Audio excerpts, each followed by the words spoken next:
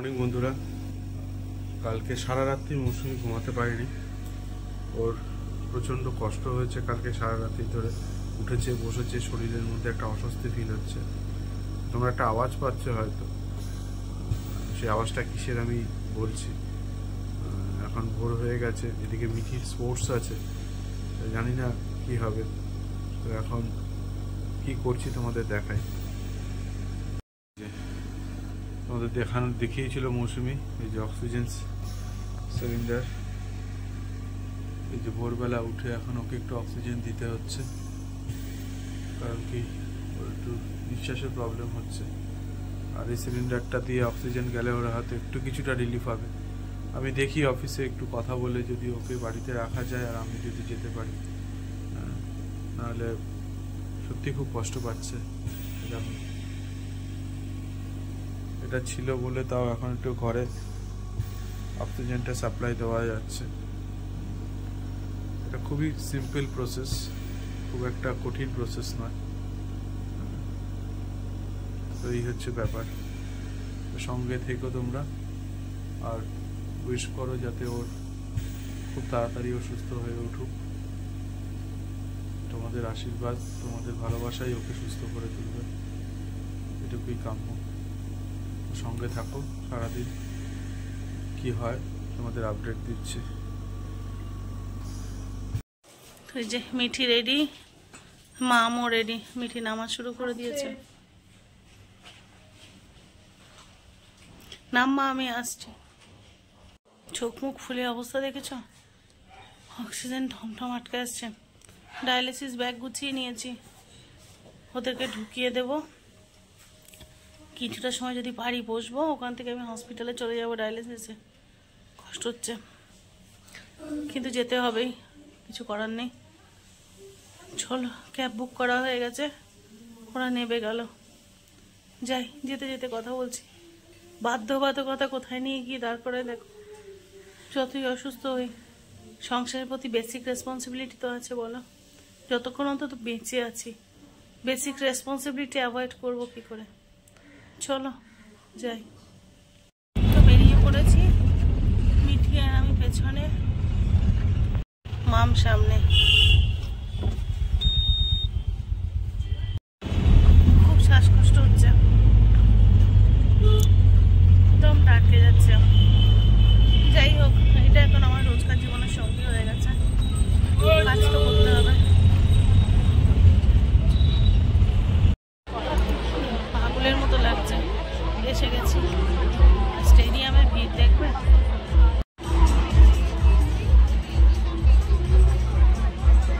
কি সাংঘাতিক ভিড়, এখনো শুরু হতে অনেক দেরি। ওই যে বাচ্চাগুলো।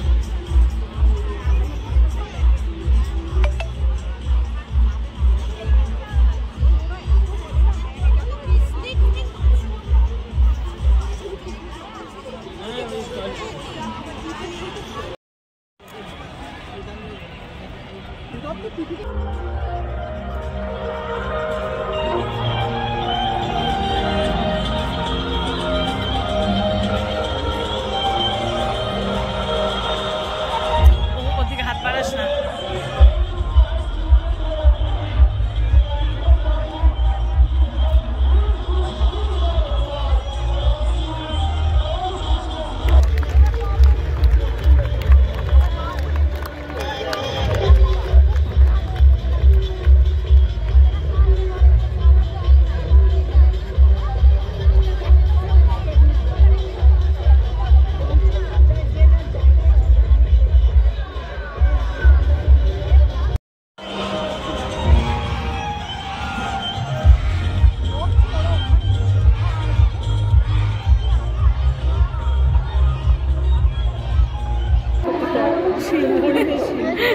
স্যান্টা ক্লজ, ছোট্ট ছোট্ট স্যান্টা ক্লজ।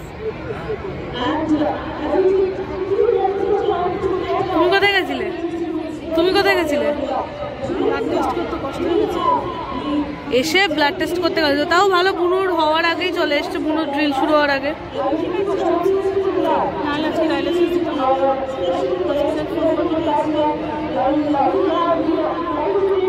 সব ছোট ছোট সেন্টা ক্লজ।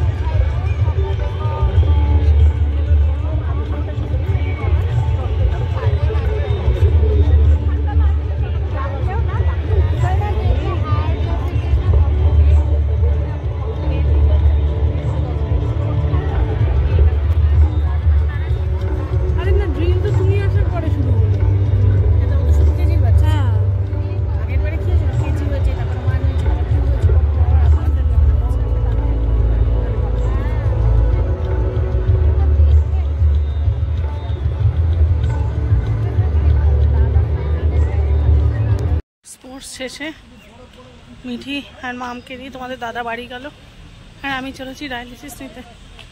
আমি রাস্তা থেকে একটু ব্রেড অমলেট খেয়ে নিলাম, কারণ খালি পেটে তো ডায়ালিসিস নেওয়া যায় না। আমি মিঠিকে নিয়ে এসেছিলাম, পরে তোমাদের দাদা কাজটা ছেড়ে পরে এসেছিলো স্টেডিয়ামে, ওকে দিয়ে বাবাকে দিয়ে ওদেরকে বাড়ি পাঠিয়ে দিলাম। আর আমি ডায়ালিসিস নিতে যাচ্ছি। আমি জানি না আওয়াজ পাচ্ছ কি না, কষ্ট হচ্ছে কথা বলতে। আমি যে এত সময় স্টেডিয়ামে বসে থাকতে পেরেছি এটাই অনেক। চলো যাই।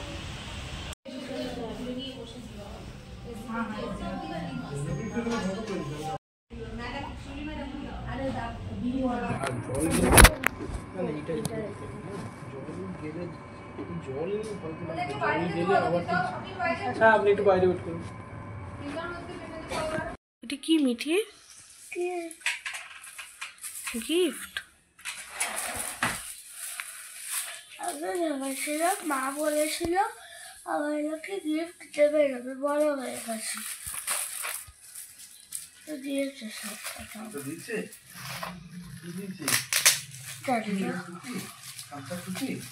হ্যাঁ, এটা সান্টার টুপি।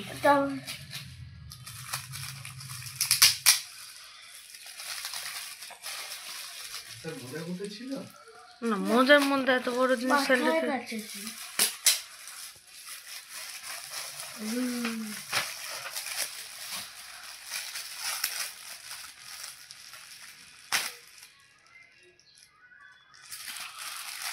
ভেতরে দেখ কি আছে।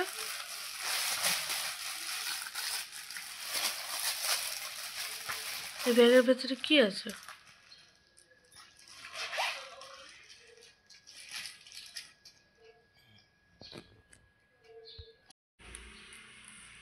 কি দেখি বের কর।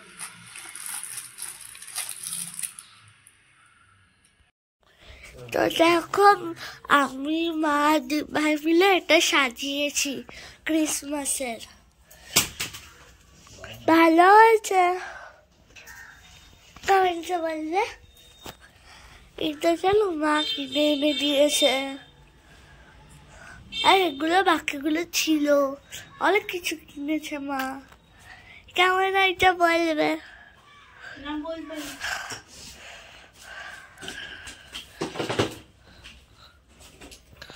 তো কাল হসপিটালে খুব অসুস্থ হয়ে পড়েছিলাম।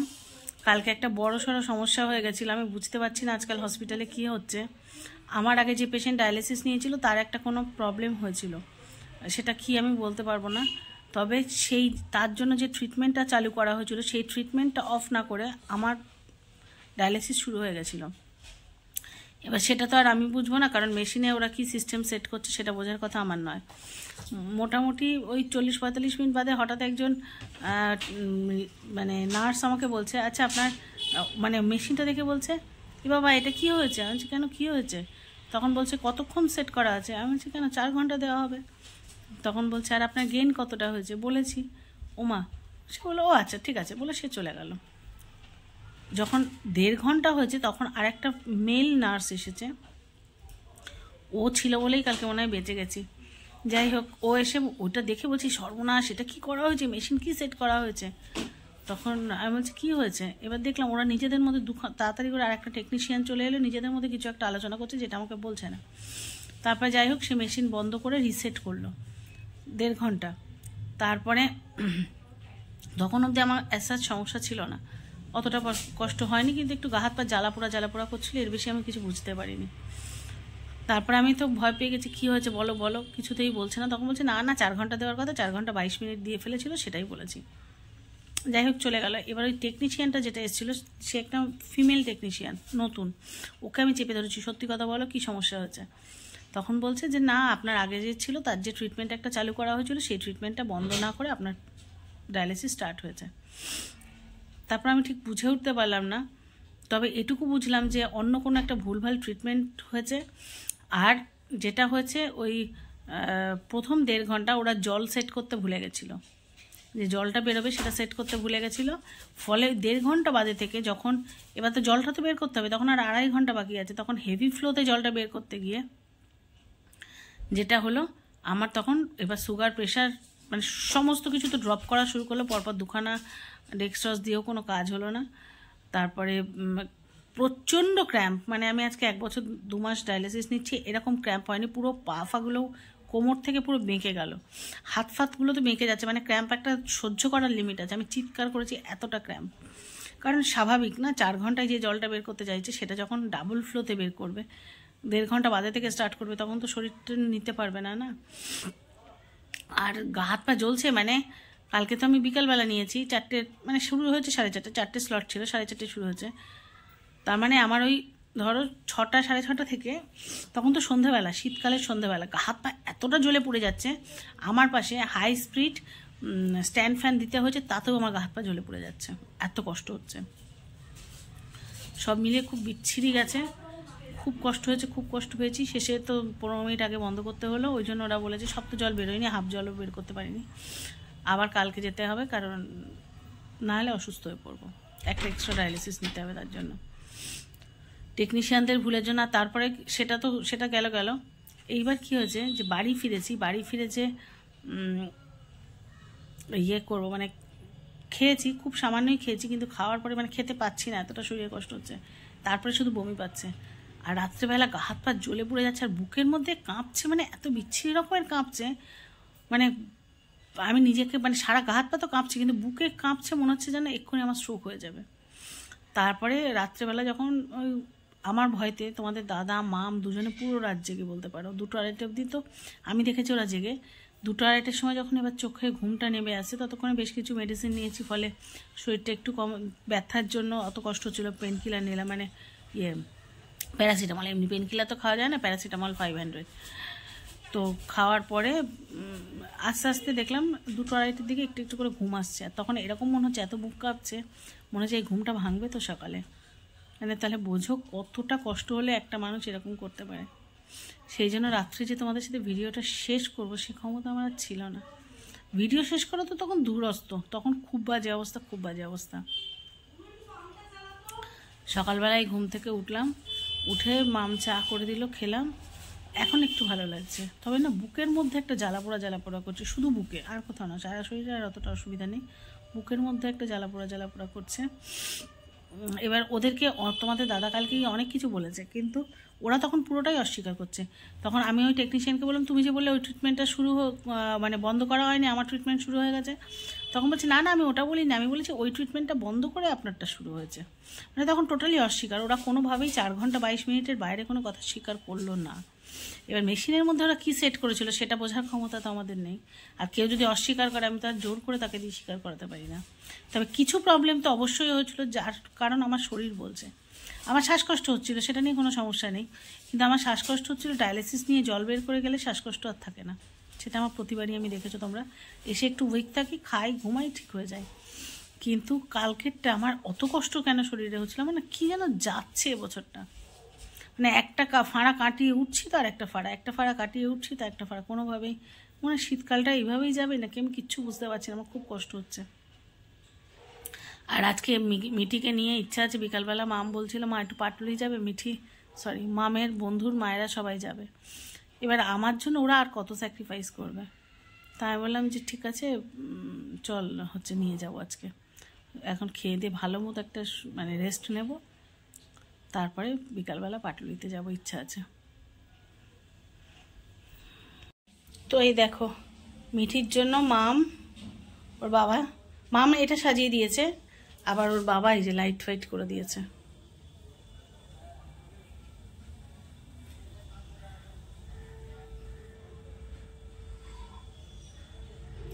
সবসময় শরীর খারাপের বাড়িতে থেকে থেকে সবার মন খারাপ হয়ে যায়, সেই জন্য তার থেকে একটু বেরিয়ে নিজেদের ভালো থাকার চেষ্টা।